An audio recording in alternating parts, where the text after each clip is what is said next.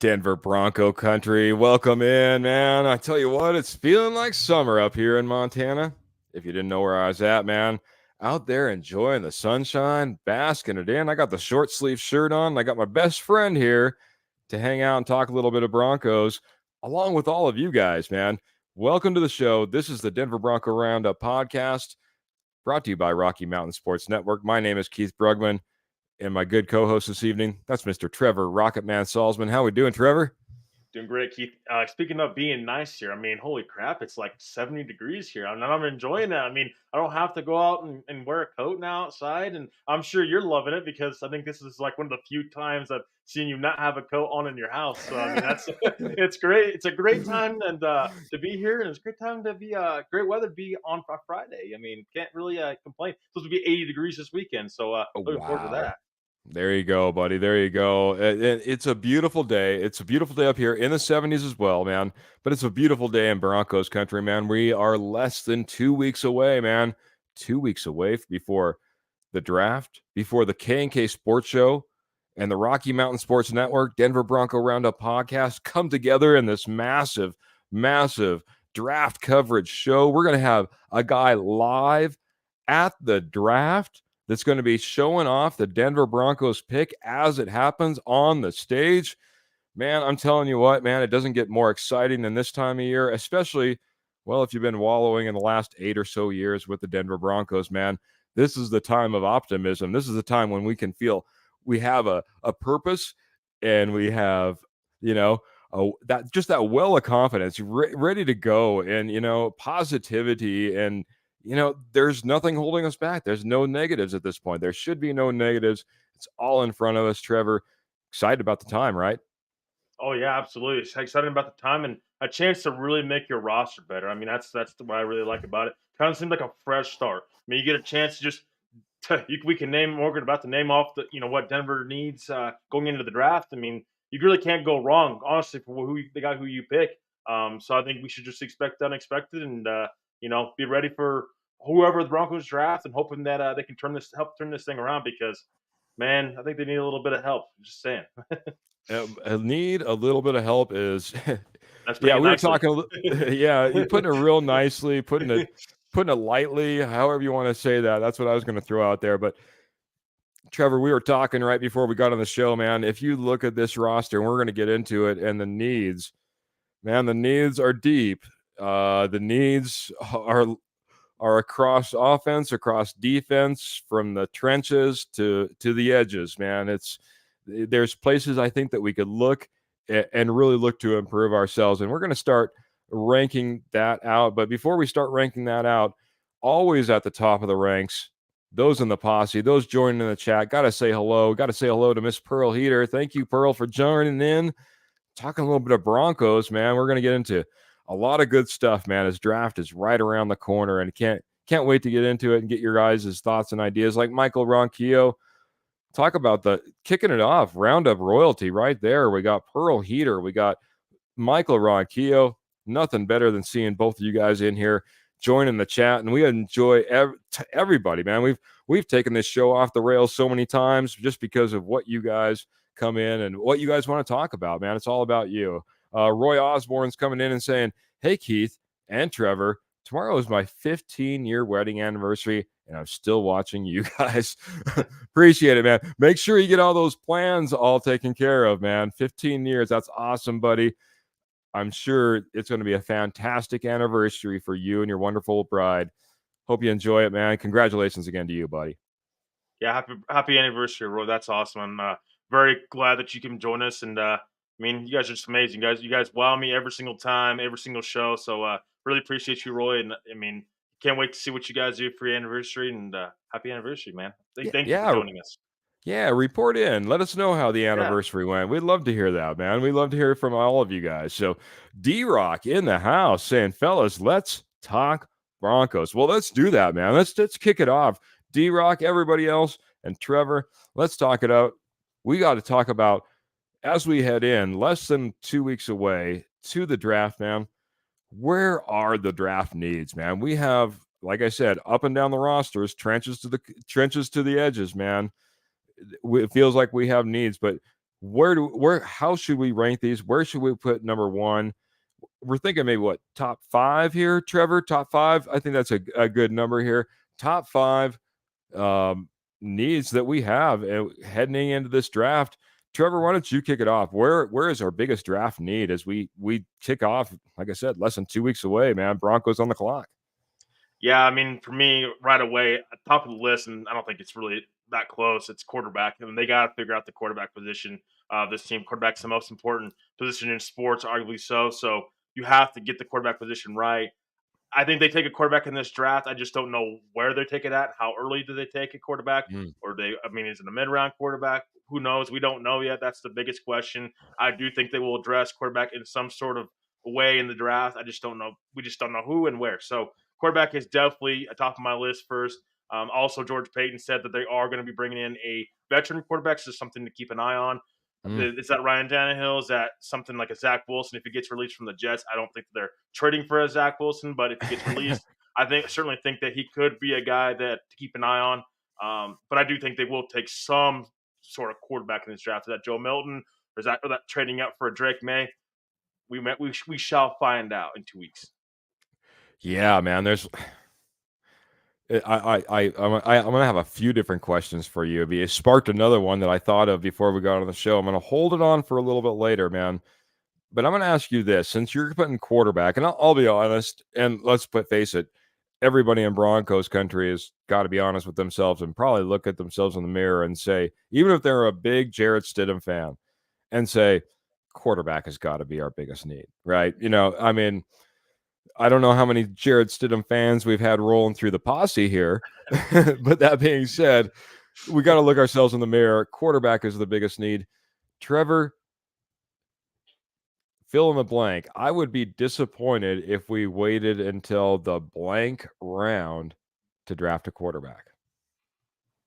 I would be disappointed if they waited till the 5th round, probably draft a quarterback, because you have 3 5th-round picks that you can use on a quarterback. I think that you can, if you really, even if you like a guy, you could possibly use one of those 5th-rounders to get it up into the 4th-rounder. If you really like a Joe Milton or a guy like that, maybe Rattler's fallen and we didn't expect Spencer Rattler to fall. That would be something to consider. I'm not entirely high on this team trading up for a quarterback. I just think you have way too many holes to do so. So I'd be fine with the mid-round quarterback. Like I say, Spencer Rattler, Joe Milton are 2 guys that I have my eye on if this team does in fact pass on a quarterback in the first 2 rounds of this draft. There you go. I got to get over to our posse here real quick because we got a few more names jumping in. First, I'm going to go back to D-Rock, and he's stating it straight up. It's exactly what we were saying. There are so many holes to fill. Sadly to say, we have to fall back in the draft.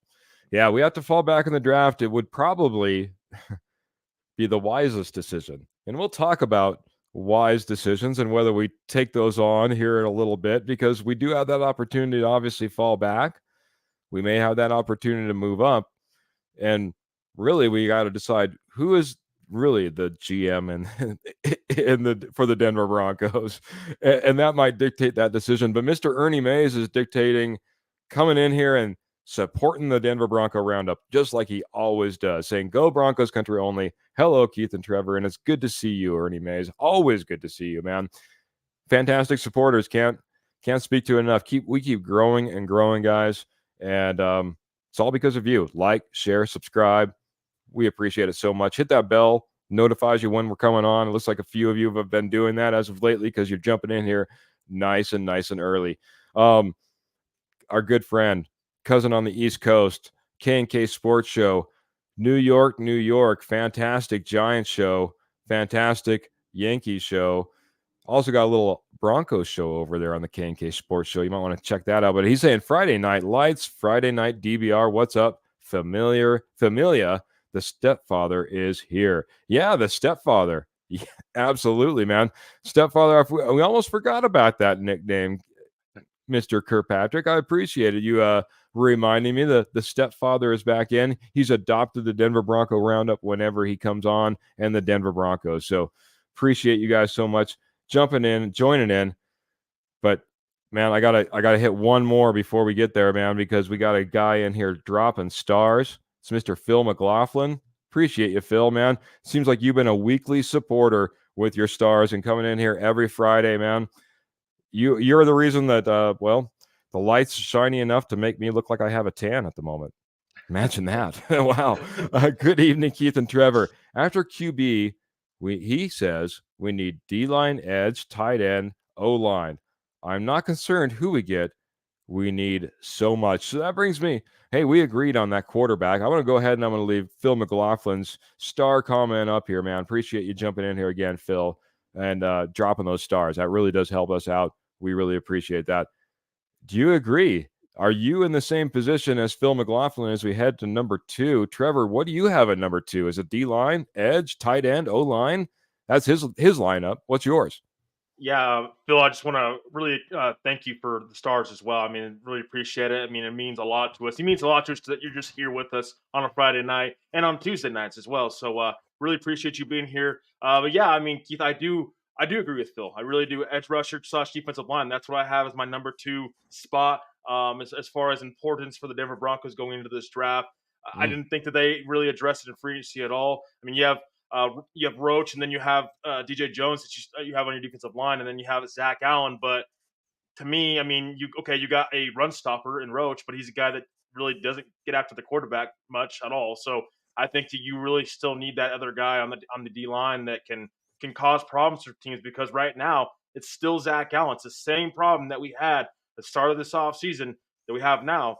And so you're really having to rely on your edge rushers to get to the quarterback and blitz probably highly again, because you can't get there with your front four. So, I think that they really do need to address defensive line, edge rusher.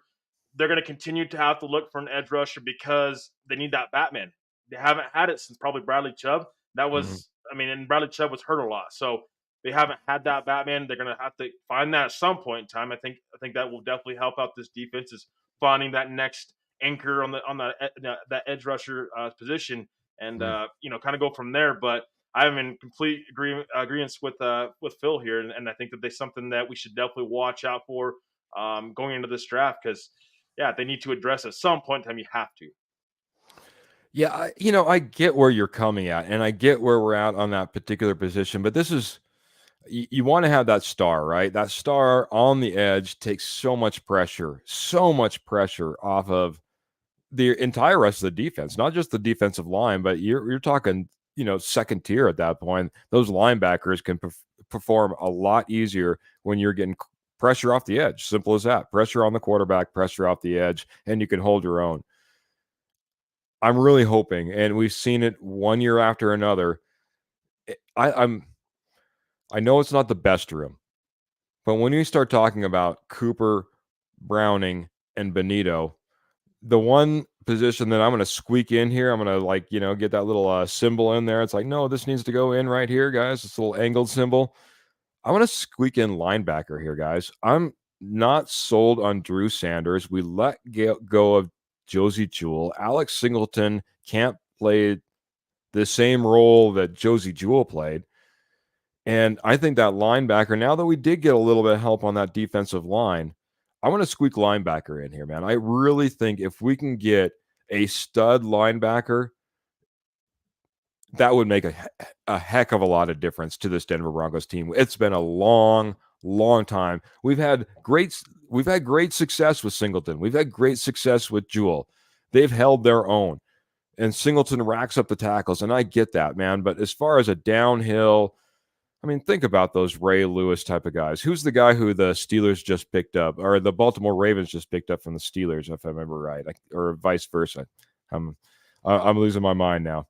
Going off on a track I shouldn't, man, because I'm talking about teams I don't know. I'm all about the Denver Broncos, but get that stud linebacker, man. I think that is a big need, man. So I'm gonna go linebacker here next. Are you talking about Patrick Queen, by the way? Yes, Patrick Queen. Thank you. There you go. Former Baltimore Raven, now Pittsburgh Steeler. Thank you. I knew I was on the right track, man, but trying to keep up in my mind and the chat because you guys are rolling in here and we appreciate it too. So, what are your thoughts, man? Where does linebacker does it hit your top 5, buddy? Oh yeah. So I thought you were just talking about two. My whole list is linebackers number 4 for me, inside linebacker. Moving Drew Sanders out to edge. It's a concern for me. First of all, that they're moving him out to edge, and I really do not agree with it because of where you drafted him at. And I just think that you need more help inside linebacker than an edge. So for me, inside linebacker is definitely high on my list. It's number 4 for me. Okay. I would also include wide receiver in there as well. They're not young at wide receiver right now, and other than Marvin Mims, who's the guy that's going to be here in 2 years that is going to be here for your quarterback? I mean, is Sutton going to be here in 2 years? I have no idea. And if he's here, what kind of position does he have on this team? Is he's still your number 1 wide receiver? Josh Reynolds, he's not young by any means. So I get having those veterans in your wide receiver room as well, but you got to get young at some point in time. And this is a great deep wide receiver class. I think this is something where, again, it kind of falls back to this team trading back in the draft because you have a lot of positions to get and take advantage of, like the tackle class, the wide receiver class, where these are positions that are very deep and you can get a few of those guys on your roster. It would really help this team going forward. Just taking advantage of where these positions are at in this draft, how deep they are. That would be, I think, great for the Denver Broncos to do. So I definitely have inside linebacker there as well. Okay. Well, I didn't mean to make us jump. I'll let you talk a little bit more about inside linebacker here in a little bit if we like, but we went through my 2, your 2. I guess we're on to your 3. I wasn't sure if you were jumping in with your wide receiver. Before you do that, I want to jump back into the posse because great conversation coming in. I like this one from Pearl. Pearl says, number 1, we didn't need an impact player at any of these positions. And that's exactly right, man. We can't miss. We do not have the opportunity to miss. These need to be the best player available on our board when we're picking. We can't be reaching too much. This is not a reach type of draft for us, in my opinion. I think that's a good point. Agreed, Trevor? Anything you want to add there? Yeah, especially since, last year's draft hasn't been very impactful at all. So, other than Marvin Mims, we haven't seen much of Riley Moss, haven't seen much of Bruce Sanders. So I absolutely do agree with Pearl. I would say you need more than one player to be an impactful player from this draft class because of the lack of production that you got from last year's draft class. Yeah, no, I think she's saying number 1, we need an impact player. An impact player in any of these positions. Right? Yeah, no matter what position we go at, 1 through 5, let them be an impact player, please, please, please. At least the first 3. We need our first 3 picks to be impact players. I understand if we need to develop, it's tough to be impact players in the 5th round. That's asking quite a bit. But jumping through that, go ahead, buddy. No, I was going to say, so part of that also is Sean Payton playing these guys because we've seen, last year, and I know we've said it multiple times on this show, Marvin Mims was sitting on the sidelines when he wasn't on special teams till through week 5, and he wasn't out there on offense. So it's just like you trade up for him for what? And same thing with Riley Moss. We could have seen something from Riley Moss by now, but Sean Payton didn't want to play him enough. So we still don't know what Riley Moss is and maybe can or potentially could be. Drew Sanders, questions there because he didn't play enough. So it's like if you're drafting these guys, you're investing high draft picks into these guys. Why aren't they playing immediately? Why are you sitting them for a year? What is this, redshirt year? That's in college. These guys need to play. That's how they're going to get better, playing on the field and learning from their mistakes and then getting better from there. That's the whole thing. It's like, does Sean Payton's mindset of winning now and playing these young guys, does that match up? Time will tell. Yeah, absolutely. And I wanted to jump to a couple of comments, and now we're going to jump around a little bit more because Jeremy first came in and said, "Sup, fellas, go Broncos and Avs." and he's saying that he agrees with Phil. So, absolutely, I appreciate that. Good conversation. We're gonna have agreements, disagreements, places that we want to squeak our own opinions in, and we're never going to probably know all the answers. It's going to go one way or another. It's probably not going to go all in our favor. And that being said, it's going to play how the chips are played. So, but he says, it seems to me Sean Payton doesn't give them enough time to impact. I agree. The one thing I would say, and maybe in response to all this, Sean Payton has came out time and time again about the 3-year plan with players, and we have a plan with all our players. I really think last year he was trying to give Russell Wilson every opportunity to be the quarterback he needed. He was trying to give this team every opportunity to win up until the very bitter end. And if you go out there and you start rolling out Riley Mosses and JL Skinners and Drew Sanders, and you start taking out all your starters, that's what people start saying you're tanking. And I understand that you're also getting those guys experience, but I think it's kind of twofold. A, I think he has a plan for all these guys. And B, I think he was kind of put in a position of, we got to try to win as much as we possibly can. We can't be trying to get people some experience while we're also trying to win and put wins on the board and maybe get into the playoffs. So I'm really excited to see what that plan looks like, because we do need to get those players involved. And it's just not those guys. It's Forsythe. It's Art Green. I was high on Art Green. He has some raw skills that I was hoping that could be refined, especially with the secondary coach and the defensive minds that we had in Denver last year. So it'll be interesting, man. I'm going to get to thirds here for me as well, I guess, man. We'll have to get to all our thirds, but I got to get to Scoops, who's saying shout out to the best opening guest. By the way, STS, if you guys are reading the comments, I'll break that down, because maybe you haven't checked it out. We have on Rocky Mountain Sports Network a fantastic Colorado Rockies podcast now. In fact, it's coming up 8:30 p.m. Mountain Standard Time right after our show, and it's called Settle the Scores. It's hosted by Ryan Scoops Woodhams. And last week, guest was, Mr. Trevor Salzman right next to me. He says, couldn't have asked for one of the best network heads around. TGIF Weekly, Knicks to Denver at 12 plug. So we'll be getting into a little bit of draft. We got about a half hour left in our show here.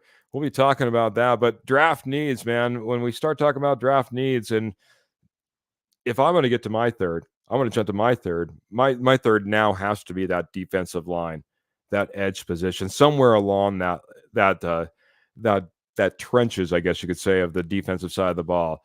Like I said, I want Nick Benito. I want Baron Browning. I want Jonathan Cooper to take that next step. And I think that those guys are formidable. I liked how Nick Benito was able to hold the edge. If he can continue to get better there, the sky is the limit for a guy like Nick Benito.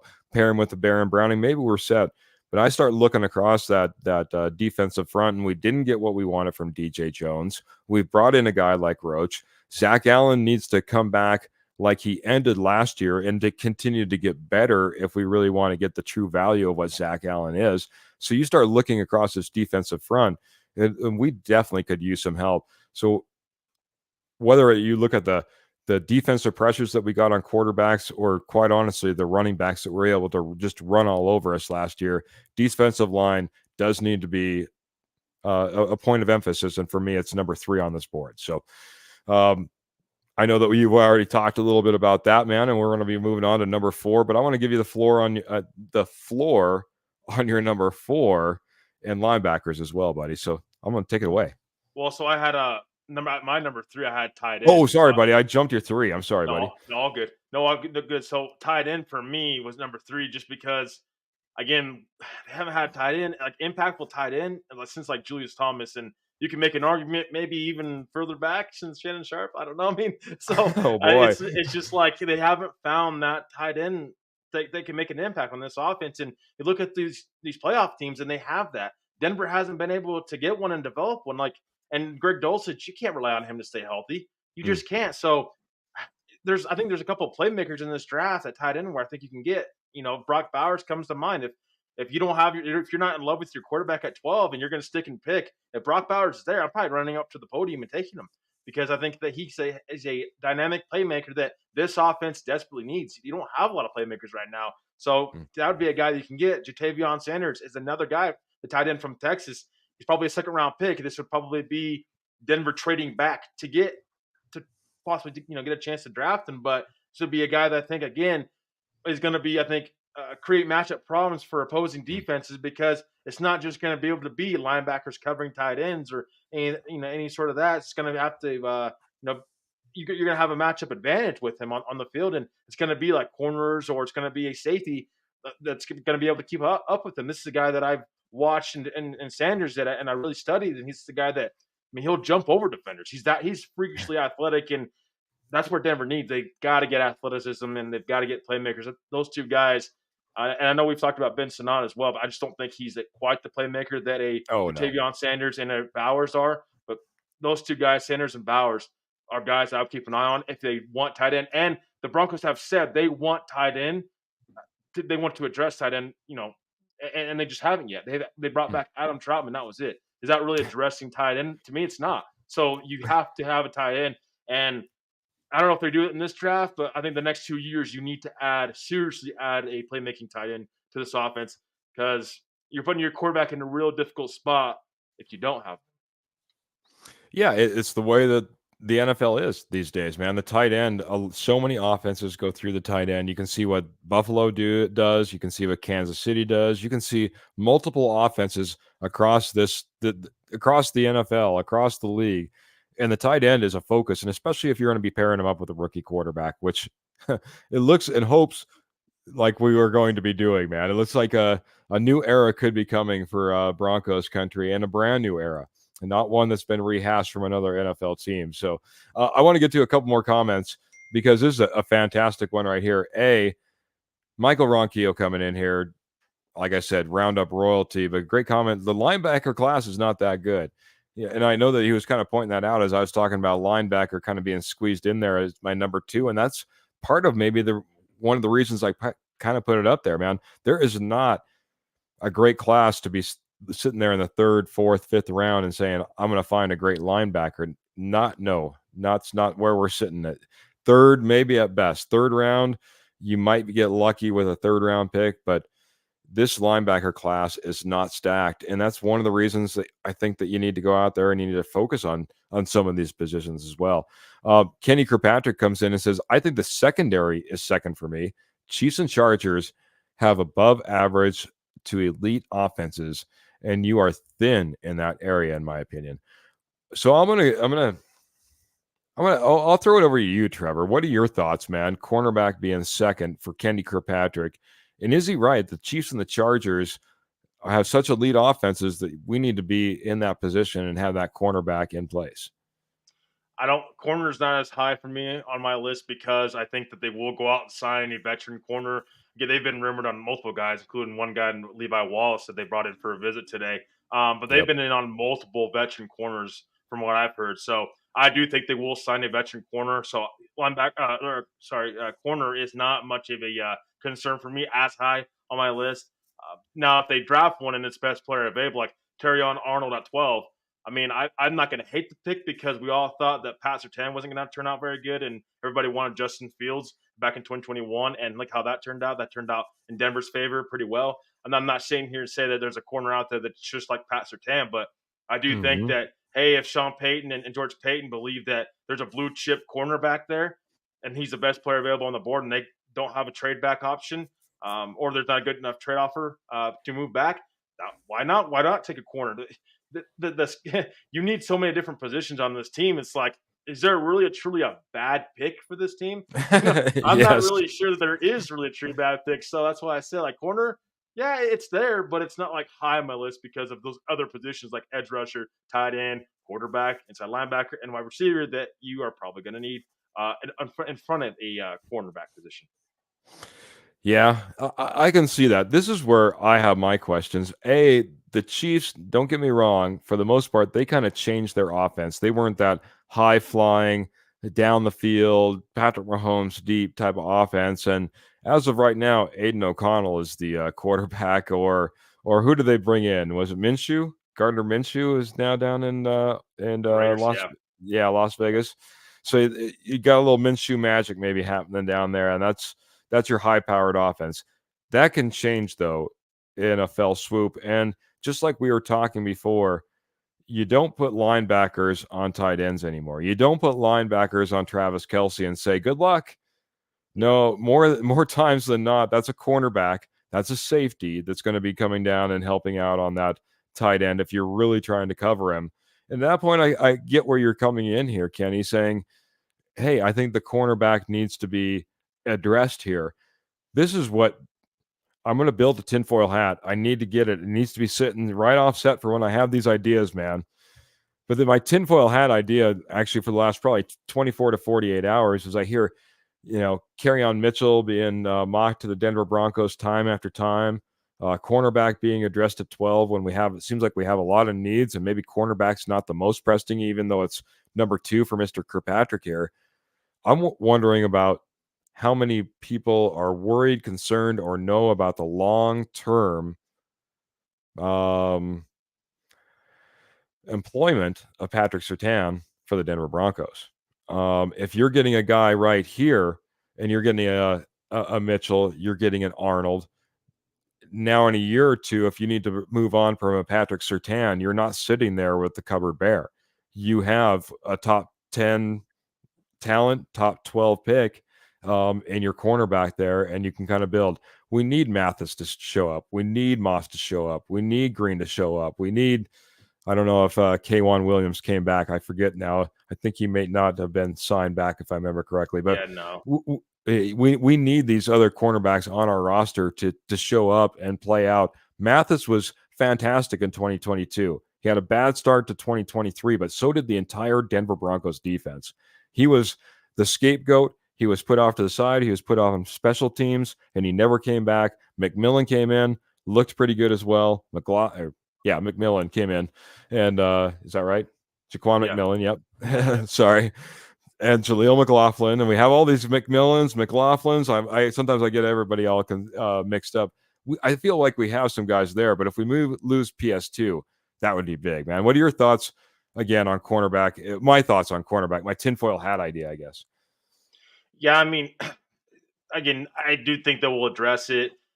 I don't think they're going to address it high, and it's really hard with the picks they have to address. I mean, are you going to address it in the 4th, 5th round? I mean, I don't know. I mean, I just don't see them addressing it too high. That's why I think they are going to go after another corner in the draft or in free agency. Excuse me. So I think that they will probably sign a corner before the draft hits, a veteran corner. So that'll help.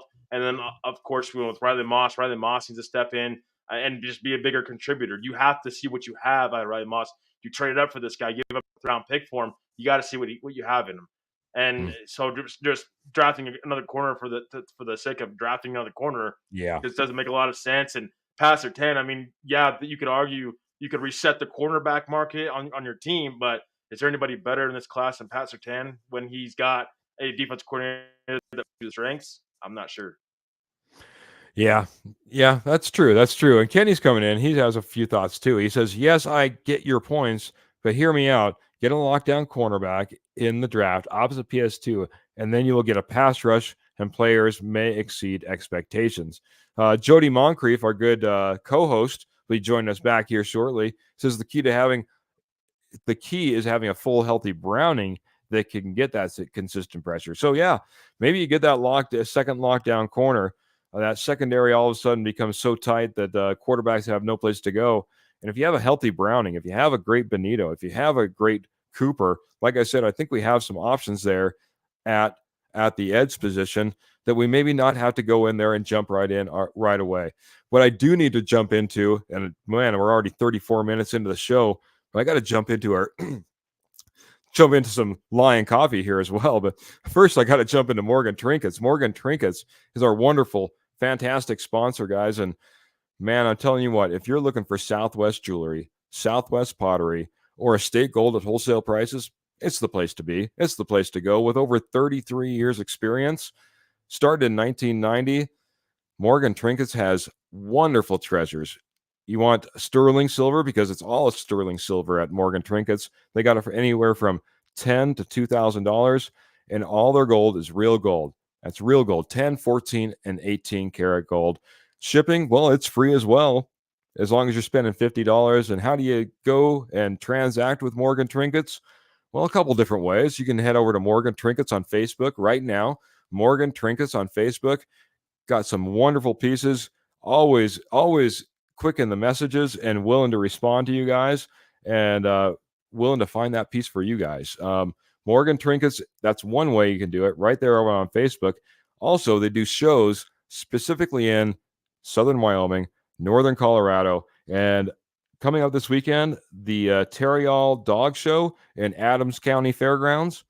They'll be there, guys. So if you're looking to check out Morgan Trinkets in person, like I said, it's the Terriall Dog Show at the Adams County Fairgrounds this weekend.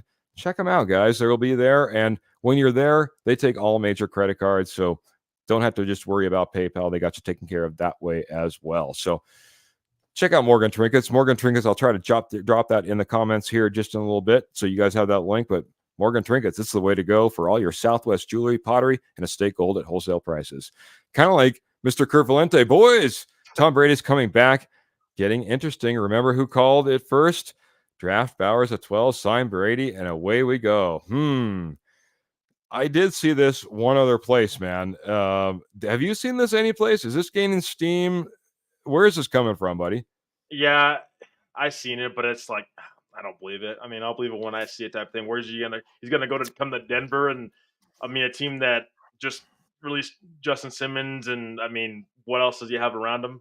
I still ask that question. So Brock Bowers, okay, who else? I mean, it's just like I don't see what. How old's Tom Brady now? Like 46, 40, something like that, 45. I don't know. Maybe I'm really jumping his age right now, but I mean, I don't think that you're bringing in a Tom Brady to this team, and it doesn't. So it solves the quarterback position for 1 year, and then what? And then if he gets hurt, Jared Stidham's going to be the starter. I mean, just I'd rather roll with a rookie if you're going to go in that that type of direction, or just get a rookie, maybe Tannehill. But I'm not rolling probably with Tom Brady. Not at this point. He's been out of the league 2 years now, something like that. So I mean, it's just like the league changes every single year, and no, I'm not on board. I agree, man. I'll roll through this really quick. I got to get to Phil McLaughlin. He's jumping in with more stars, man, and appreciate you so much, Phil. But rolling through this, I want to get through my fourth. My fourth, I'll go ahead. I'll put tight end there, man. I'll put tight end there as well. But really, I feel like sometimes some positions are held back because of the others around them. You know, if a guard is having to make up for a center, how good of a guard is he? And quite honestly, with a tight end, it relies so much on that quarterback as far as his receiving skills. And we want a guy that stretches the field, knows all these different things, but that relies a lot on the quarterback. So I think there's opportunity in our tight end room that we're not necessarily realizing. Now, are they otherworldly and all, pro talent that we probably have sitting on a roster? Probably not. So yes, we do need a tight end. It's been a long time, as you pointed out, been way too long. And with that, I want to get into our fifth picks really quick, or our fifth overall, and then I got to get to Phil's question real quick, or his comment, if you don't mind, Trevor. So who do you have in your fifth position here? Are we at 4 or are we on 5? Well, you gave me a 4 at linebacker already, right? Yeah, And we kind of went through that a little bit, and I just gave Yeah. my 4. Unless you want Okay. to have more to go on linebacker, but I do want to skip ahead and get to fifths. And end of the hour is coming up too, man. It's like right around the corner. Yeah, you guys, but our our amazing posse's been great. So it's definitely our time's flying by, but we're having a lot of fun, and you guys are great. No kidding. So my number 5 is actually wide receiver. I kind of hinted at it earlier. I just again, you got to get better wide receiver, and you got to get younger. I mean, not just better. I mean, that sounds like a really lazy take from me, but I mean, you gotta get younger. In my opinion, you have to get younger, and I mean, how long is Cortland Sutton going to continue to be productive? And he still hasn't been a 1,000-yard receiver in a little while now. So it's just like, I know he was great in the red zone last year, but still, you have to have more options. And how much are you really helping your rookie quarterback if you don't have those options? It continues to go back to that tight end. When was the last time this team actually invested into a tight end or wide receiver? It's been a while, and it's just at some point in time they got to do it. Is it this year? I'm not sure. I mean, you just have limited amount of draft capital. You don't have a second round pick. this kind of goes, it continues to go back around to the whole idea of trading back so you can have more options and the ability to be aggressive if you have a guy that's on your board that you really like. So wide receiver is my number 5, and it's just, I mean, you can go in a lot of different options here, obviously, but wide receiver, I think you need to have it for your team. Look at Minnesota; they're in prime position to trade up to get a quarterback if they so Mm-hmm. choose. They have Justin Jefferson. They have they have Addison, so they just have a lot of playmakers, and that sets up their rookie quarterback for a lot of success. Denver doesn't really have that. Agreed, man. In fact, there have even been some of those prospects that have already come out and said, "I'd love to be throwing to Jordan Jefferson. I'd love to be throwing to Mr. Addison." And they were saying that right down there at the combine. So you're right, man. It does matter who you have on this team and the success that they have as far as a quarterback. That's why we're lockstep on number 5, buddy. Wide receiver for me as well. I think that's where we need to be for 2 different reasons. A, like we spoke about a little bit earlier, I don't think we have, that top flight number 1 guy. Our number 1 guy on some rosters might be the number 2 guy, might be the number 3 guy on some of these top wide receiver talented rosters that we see throughout the NFL. And that being said, we're not getting any younger. How long is Cortland Sutton around? How long is Tim Patrick around? Josh Reynolds is not the youngest cat, out there on the field. So you put all that together, along with the depth of this roster, the depth of the draft class at wide receiver. Those 2 things align just way too well for us not coming out of this draft with a wide receiver, with a talented wide receiver. I think, even if we're talking possibly 4th round pick, I mean, we could get a legitimate starter, I think, in the 4th round of this draft. It's that deep, guys. And of course, all those positions of needs, everyone will be gobbling up through the first few rounds as well, leaving some of these guys to be taken late. But that being said, I said I was going to get to Phil's comment, man, and I want you to answer this more. Like, what positions do you think actually fill what Phil is saying here?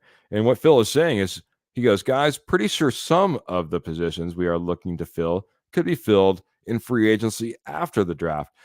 So, Trevor, what positions do you feel comfortable that you might be able to get, a good, valuable player that can go out there, be a starter, be a contributor at least to this Denver Broncos roundup, to the Denver Broncos, if you wait until after the draft and you wait for that second tier of free agency when those cuts start coming around sometimes as well?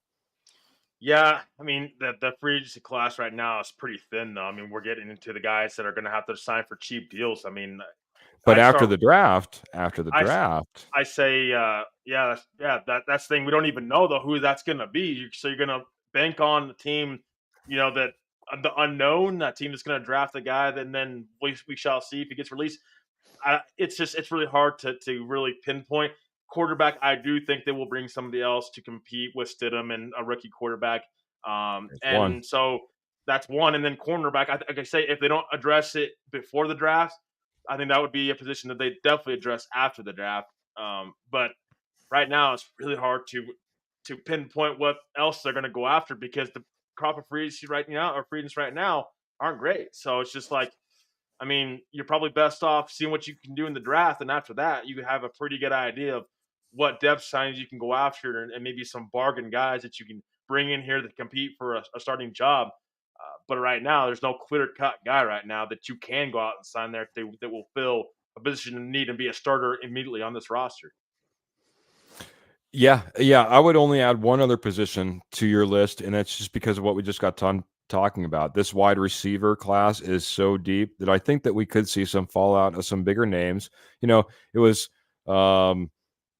oh geez, now I shouldn't talk about names that aren't on the Denver Broncos roster. They flash through my head and then all of a sudden they're gone. So Van Jefferson was a name that just became expendable to the Rams. And I know he's not the biggest name out there, but that's the type of guys that you're going to get. You're not going to get stars necessarily that are going to come in and like lead your team unless they just flip a switch for some reason within your scheme. That being said, I think you can get some depth on your roster after the draft, heading into free agency and kind of waiting out. There's always going to be one or two, like, for instance, right now, Justin Simmons is sitting out there. Justin Simmons is probably one of the best safeties out there. And, yes, he might will last all the way until after the draft, and then someone's going to pick him up right away because they missed on their safety in the draft, and now he's so valuable. You know, sometimes me and Jody, co-host of the DBR, when we get, especially on Tuesdays, we used to scrap it up quite a bit. But I think he has a really good point as we're starting to round up and get out of here. He says, if you're good with Tannehill, then you have to be good with Brady. And I'll say from a talent on the field perspective, you are absolutely right, Jody, but they better come at the same price tag. They better come at the same price tag, and then all things are even. And if Tom Brady tries to come back from retirement and he falls flat because he's 40-some plus years old and he looks like a Ryan Tannehill on the field, I'm okay with it. But if we end up paying $45 million for Tom Brady to come to us, and that's really only paying him 5 years now and $40 million in void years in the future, I ain't for it. I ain't doing it. It's time for a brand new era for Broncos country, man. Let's go get our quarterback. Let's not get somebody else. Let's not try that anymore. That's me. Wide receivers, we were talking about a little bit. Pearl, I absolutely agree. Luke McCaffrey is on my radar, going down that lineage and genetics and heritage line. I'm going to go ahead and put Brendan Rice out there from USC as well, a guy that we could pick up late. Like I said, wide receiver, son of Jerry Rice, and quite honestly, a reliable target for one Caleb Williams, who's expected to be the number one pick in the draft. Kenny Kirkpatrick, for him, it's number 4 at safety. If you want to be competitive, you need to keep your teams in the low to mid-20s, build that defense this year through the draft, and next year you're all in on offense, according to him. So get a comment there, and then I'll probably jump into a few more over on the posse. What do you got, Trevor? No, so what I was going to say is, so in the depth, when you talked about depth signings, what you have to be careful about is not blocking any of these young guys from playing. So you can get depth guys, but probably don't want to get guys that want to start right here on this team, like Marvin Mims, for instance, Van Jefferson. He wants to start. I don't know if he wants to come to the Denver Broncos because Sean Payton has said time and time again he needs to get Marvin Mims more involved, and that's probably part of moving on off of Jerry Jeudy. Is Marvin Mims would be a guy that gets more playing time, gets more touches, then he can continue to get better. So that's I was just gonna say, Good with point. the depth Good side, point. just be careful and not blocking the young guy. Same thing with corner with Riley Moss. Riley Moss needs to start. I don't want a veteran corner starting over him because Sean Payton thinks this team can win 7 games this year. No, you need to have Riley Moss needs to play. Jalen Skinner needs to play. Got to get these guys from last year's draft class to buy into play at a high level, as well as this year's draft class. And then this team can really start taking strides, or you can start seeing what other positions of need that you possibly can address in future drafts and future off seasons. Me and Michael Ronquillo, though, in lockstep. I got to bring this comment up. Stop bringing in older quarterbacks, please. Draft your quarterback. Man, we're in position. We've tried and tried and tried. We've tried with so many quarterbacks. We went after a Super Bowl winning quarterback with potential Hall of Fame jacket in the future. Now he's off with the Pittsburgh Steelers, and it didn't work out for us. Let's just start fresh. Let's start with our own guy. And I'm right there with Michael Ronquillo. Jody is bringing this up. Now, I've heard reports both ways. About a week ago, we heard Simmons was all but signed with the Steelers. Then I heard they cooled off. So I'm not sure if they're back in love, but he's saying the Steelers are close to a deal with Simmons. So that might be back on, Jody. I appreciate you bringing that into the chat. Jody is also saying, and this is where we were at, man, just kind of recapping, D-line, we need help. D-line help. We were by far the worst run defense. And yeah, top of the show for Trevor, it was number 2. For me, it was number 3. We're lockstep there as well. Kurt Valente, though, says coming in, I am all in for drafting our first round quarterback. Do whatever you have to do to get him. But if we don't draft a quarterback in the first, I want Brady. No more garbage backups. I'm not there with you. Sorry, Kurt. I was going to say I'm almost there with you. I'm not there with you, Kurt. I'm all in for drafting our quarterback in the first round. There, period. Yes, I'm in lockstep with Kurt Valente. I think this is the opportunity. I think this is the draft class. I think you need to explore every single option and not think that PS2 is so valuable that he can't move on if it means getting the guy of your dreams, a quarterback. Sorry, a cornerback is not more valuable than a quarterback ever in this league. If you got your guy, go get him, spend whatever you need.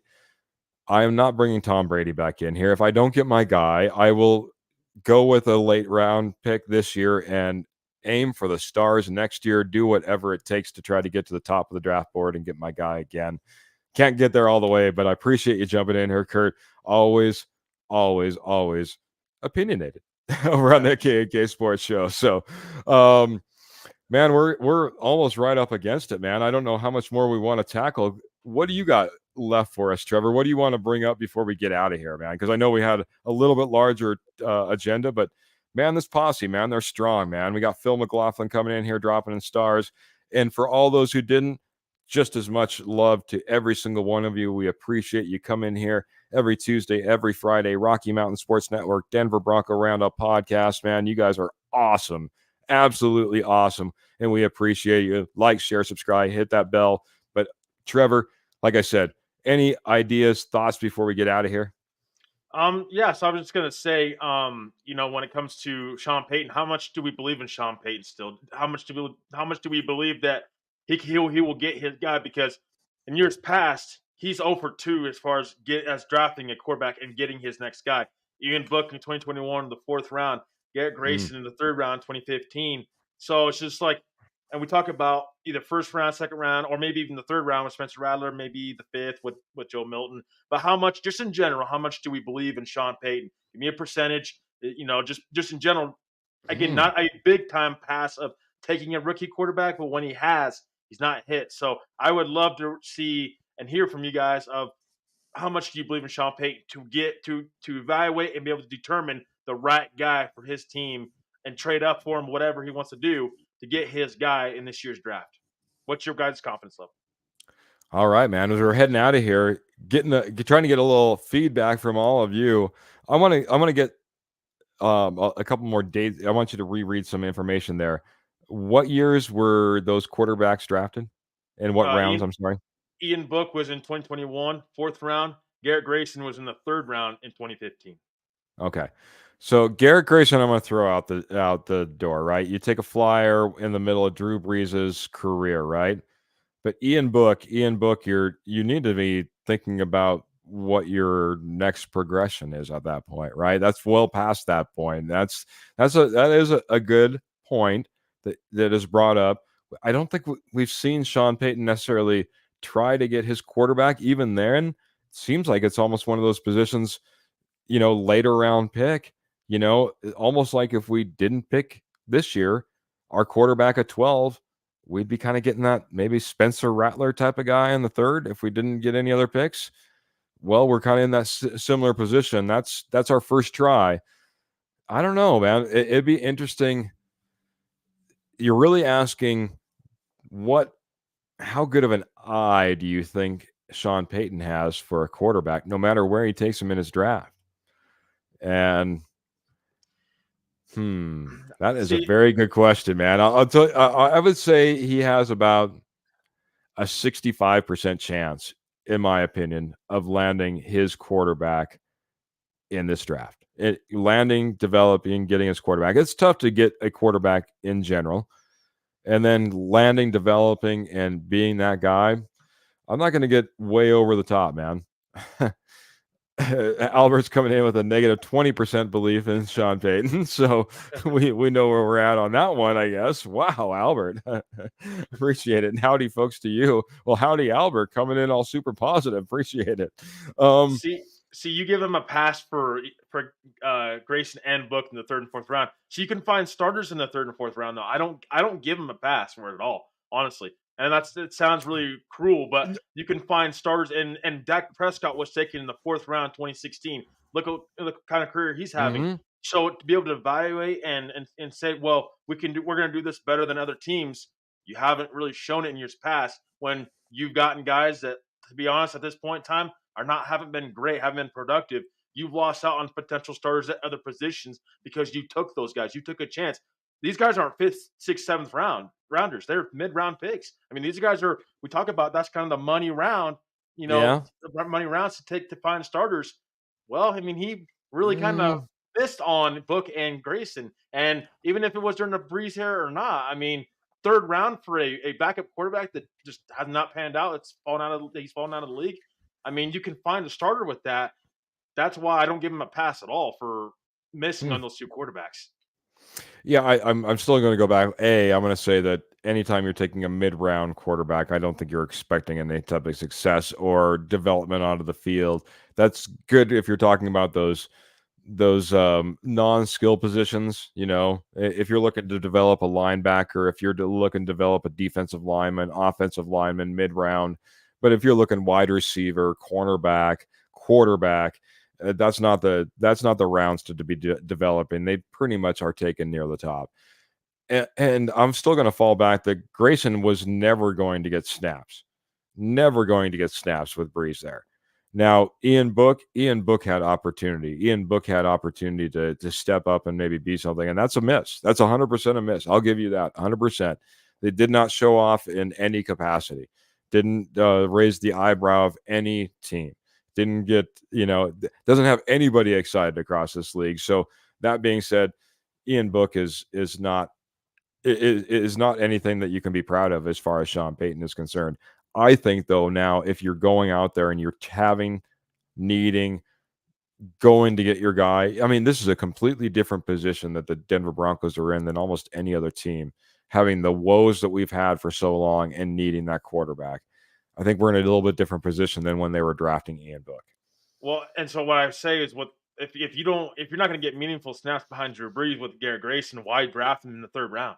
I That's what I'm saying. Like that's 100%. why that's why I don't give him a pass at all, because you could find a starter there to help Drew Brees. Why are you trying to replace him in 2015 with a third round quarterback when you have a I, Hall of Fame quarterback right now? That, I mean, you can find other pieces to help him and contribute. So I think he's 0 for 2. I mean, I know that we have different opinions, and you think that he missed on Book, which is completely true, but Garrett Grayson, I think he missed on him too, to be honest. Because, okay, so let's just say this: if Spencer Rattler, if they take Spencer Rattler in the third round and they miss on him, what's your confidence in Sean Payton then to take a quarterback the next, just to say, in like 2 years? it needs to be in the first round. I don't think you can be confident with any any coach going out there. I mean, Dak Prescott is the anomaly. If you look across this league and you look at starting quarterbacks, top 10 starting quarterbacks across this league, and look at where they're drafted, they are not drafted in the third and fourth rounds. If Sean Payton goes out there and gets his quarterback in the first round and he looks like Kenny Pickett, then yes, that's an issue. You can't have a Kenny Pickett. You can't trade back to the 20th pick and pick up Bo Nix and him look like Kenny Pickett. That does not work. That's an issue for Sean Payton. Picking up Spencer Rattler in the third and him not working out. No, that's a third round pick on a quarterback. There is no expectation. It's a bad use of a pick, especially for the Denver Broncos this year if they end up doing that and it doesn't end up panning out. But I don't see it as a bust like you would see at the top of a first round. Like I said, Bo Nix at 20 and he doesn't pan out, that's a problem. That's a big problem. So I was going to say, I can't have confidence in the guy who can't evaluate, because no one's forcing him to take Garrett Grayson in the third round, or if he took Spencer Rattler and he like completely just fell right on his face. Yeah, like no one's telling him like he has to take him. So if he's taking him in the third round, that's still pretty early. I mean, that's not like it's a 6th round pick, and you could get another player there, and you took a chance on him. You think that there's some sort of potential there if you're taking that guy that high. So that's why I say, like, I don't give him a pass for that. 6th round, 5th round, okay, I can give him a pass for that. But 3rd, 4th round, those are mid-round picks that you could use on starters. We've seen that happen in the past. So I was just like, I can't give him a pass for that. He still has to prove to me that he can evaluate quarterbacks at a high level, because he hasn't had that since Drew Brees. Drew Brees was a Pro Bowl quarterback before he went to New Orleans. Yeah. I get you. I get where you're coming from. I'm gonna, I guess, leave. Well, I had something all planned in my head. Now it's gonna escape me, man. Because we do need to get running. I mean, this has been a spirited debate, man. But I'm just gonna, I just have a hard time biting off a third round pick and saying, hey, I'm going to hold this guy accountable for a 3rd round pick. It doesn't make, like I said, bad decision with that 3rd round pick. 100%, 100%. Don't go blowing picks when you don't have picks to blow. Simple as that. A 3rd round pick, especially this year, that's our 2nd overall pick in this draft. If we don't do any movement, that guy needs to be a player. Don't just go say, but this is what I was going to say. If you don't think, and then I'll let you say your goodbyes. We'll get out of here, and we got a fantastic Rockies show coming up on the Rocky Mountain Sports Network next. So, if you don't think there's a little bat phone up there in the draft room, and we haven't picked a quarterback in the 1st round, 2nd round, we're sitting there in the 3rd round. Whether I don't care if it's the Penners, I don't care if it's Broncos country, I don't care if it's Sean Payton's subconscious. There's something that's saying that we need to be taking a quarterback in the 3rd round at that point. I think there'll be plenty of contempt, I think, if we go all the way through go past the 3rd round and we don't have a quarterback at that point. And I think I think there's something to be said about that, man. So that being said, like I said, a lot of pressure on this draft, and I saw it before, and I think it's right. I think it was Kurt that came in here. Is this the most important draft of the Denver Broncos history? Well, I think it ranks up there, buddy, and I think that's a fantastic point. But fantastic points, left, right, up and down the board. That was Mr. Trevor Salzman all night long on the Denver Bronco Roundup podcast. What do you got to say as we get out of here, buddy, and call it an evening? Yeah, I'm going to answer Kurt's question real quick. Yes, Oh. It is very important.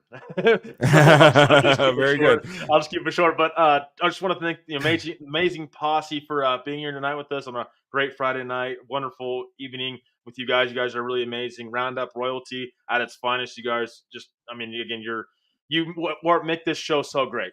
Truly. I mean, we come up with an agenda, but you guys come up with your amazing questions and continue after the show too. I mean, please do. I mean, we'll do our best to answer you guys as well. And you guys are amazing and really can't ask for better fans and a better posse than what we have right now. Just thank you guys for everything. Phil, thank you for everything. You're great, and you guys are all amazing. You just blow my mind every single time, and I really love being here with you guys on Friday nights, Tuesday nights. When we get back into the season, we'll be doing the show 3 times a week with you guys, recapping the game. So it's going to be really exciting. Our draft show is going to be great. Can't wait to see you guys there. And, again, thank you guys for everything. Can't wait to see you guys next Tuesday again. It's going to be another rocking, action-packed show. And you guys are the forefront of it. And we're just here to continue to have fun with you guys and help you guys along. And so I hope you guys have a great weekend, that being said. And continue to embrace. Again, we're going to be out of this funk in Denver Bronco country here pretty soon. Just continue to be positive and look forward to it. But thank you guys for everything, and check out Scoops' show, because that's a heck of a show right there. And appreciate Scoops for shouting me out. Was definitely really fun. So definitely tune into that after this show. But appreciate you guys. Have a great weekend, and we'll see you Tuesday. Go Broncos. Yeah, man. I want to tell you what, if you want to have a fantastic party on a Friday night, you know what you do, man?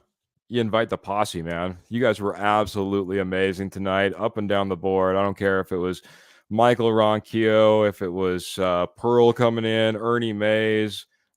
Great support by guys like Phil. Appreciate you all so much. Kenny Kirkpatrick, Kurt Valente of the K&K Sports Show. We had both our co-hosts that couldn't be on the screen, but they were in the chat. We had Albert and Jody both in there as well. You guys are absolutely amazing. Appreciate you guys so much. Got to give big appreciation to that sponsor of ours, Morgan Trinkets. Check out Morgan Trinkets. They are over there on Facebook. That's Morgan Trinkets for all your Southwest jewelry, pottery, and estate gold at wholesale prices. Guys, Rocky Mountain Sports Network, we continue to grow. We got the Denver Bronco Roundup podcast, as Trevor mentioned, on every Tuesday, every Friday, 7 p.m. Mountain Standard Time. As the regular season kicks up, well, we're with you just about every single day of the week. You'll just flip on Facebook. We'll be here. But more shows to come as the regular season comes around. We got that amazing mashup with the K&K Sports Show for the draft show. Make sure you get all ready for that.